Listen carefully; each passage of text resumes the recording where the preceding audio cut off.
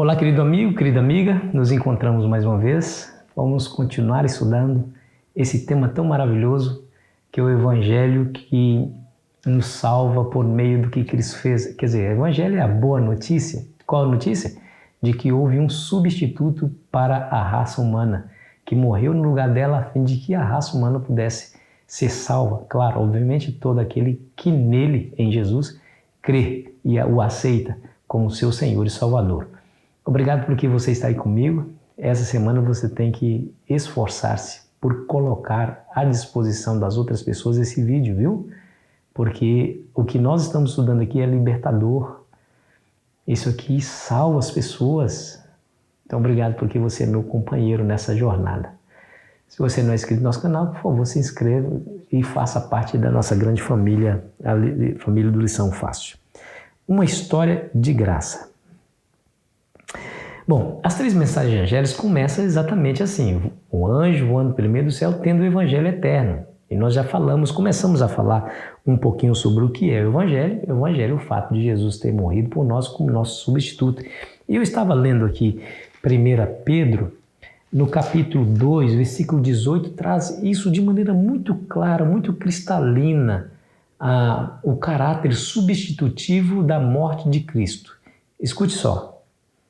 Pois também Cristo morreu uma única vez pelos pecados, o justo pelos injustos, para conduzir-vos a Deus.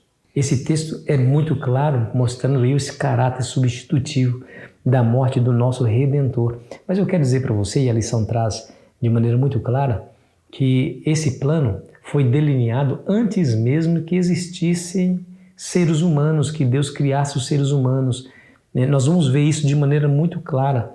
Ele não é um plano tardio, não foi elaborado quando a crise veio, quando veio o problema. Deus não é pego de surpresa. Imagina Deus olhando para Adão e Eva, cometendo aquele pecado e batendo na testa. Não acredito que ele fez isso, que eles fizeram isso. Não acredito que eu vou fazer e agora, e aí vem o plano da salvação. Não, e a Bíblia vai dizer isso claramente. Veja, 1 Pedro capítulo 1, versículo 18 a 20, que diz assim, ó.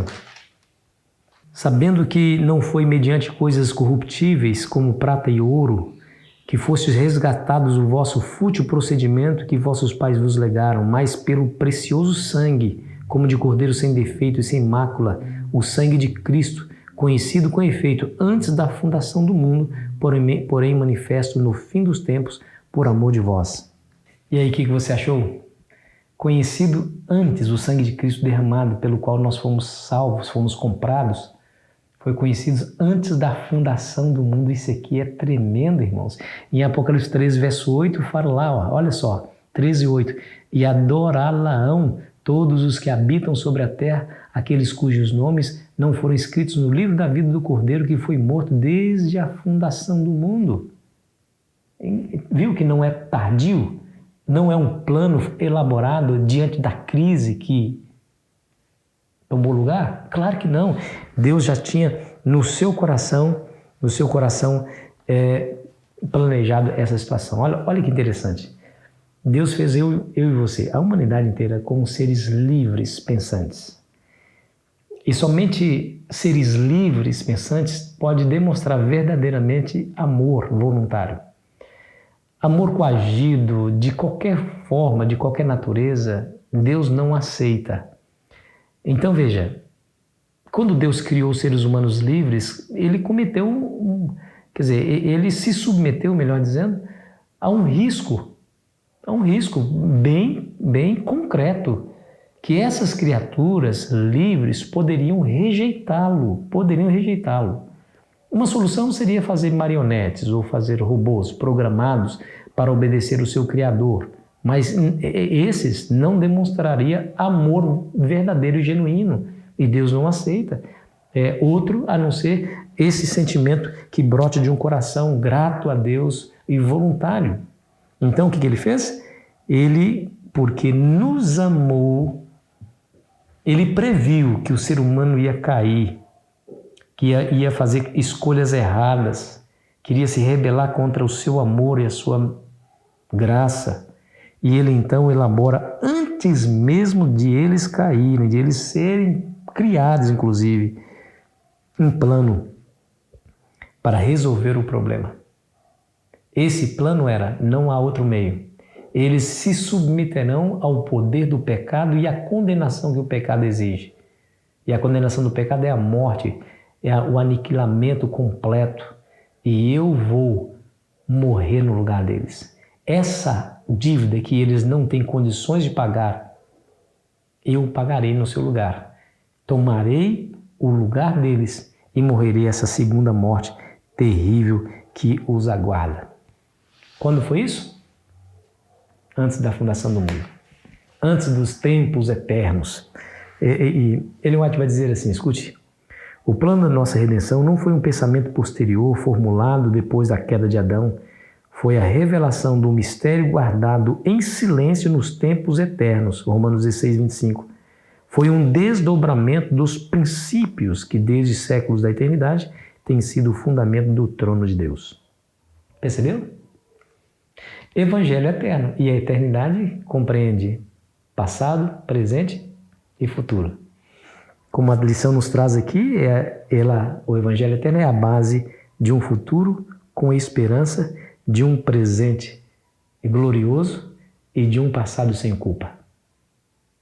Essa é a grande verdade que nós aprendemos. Quer ver como isso é maravilhoso? Deixa eu ler só mais um texto, Efésios capítulo 1, versículo 4, porque é importante. Escute bem.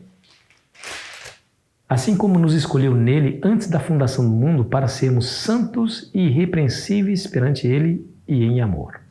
Você percebeu a ênfase?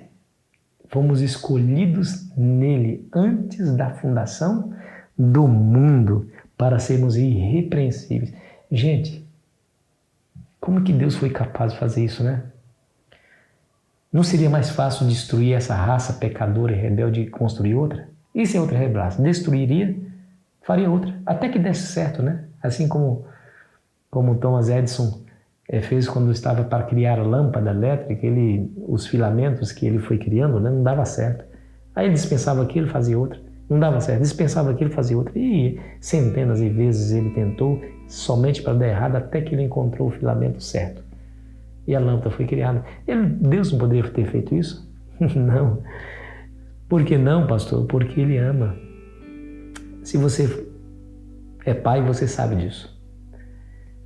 Você ama o filho independentemente do que ele faz, do que ele é. Deus ama e faz tudo o que fez. Planeja tudo o que planejou. Executa esse plano, mesmo que para ele seja doloroso, seja sofrido, seja vergonhoso inclusive, mas ele faz porque ele ama, tomando o nosso lugar e morrendo a nossa morte. O Evangelho é eterno, tá vendo? E o anjo sai por aí, falando desse Evangelho, da salvação em Cristo Jesus. Essa é a ênfase número 1 das 3 mensagens angélicas. Espero que você tenha entendido e que você tenha se maravilhado mais uma vez com essa perspectiva do amor de Deus e da sua misericórdia e também do seu poder e soberania, né? Porque Ele fez porque quis fazer, porque nos ama. E essa atitude de Cristo deveria ser o suficiente para nos fazer amá-lo acima de todas as coisas e olhar para Ele, ouvindo-lhe a palavra e dizendo: Senhor, o que Tu queres que eu faça? Que seja motivação para você, tá bom? Vamos orar? Querido Pai, Senhor, não há de fato nenhuma palavra em nós que seja capaz de exprimir a nossa gratidão. Nada lhe pega de surpresa e o Senhor tem o controle de toda a história humana. Isso nos enche de confiança no seu amor, na sua guia, na sua liderança sobre a nossa vida. Por isso a entregamos nas tuas mãos, em nome de Jesus. Amém. Foi bom estar com você, querido amigo. Amanhã continuaremos aqui a nossa jornada espiritual e eu espero você ansiosamente. Aproveite bem o seu dia.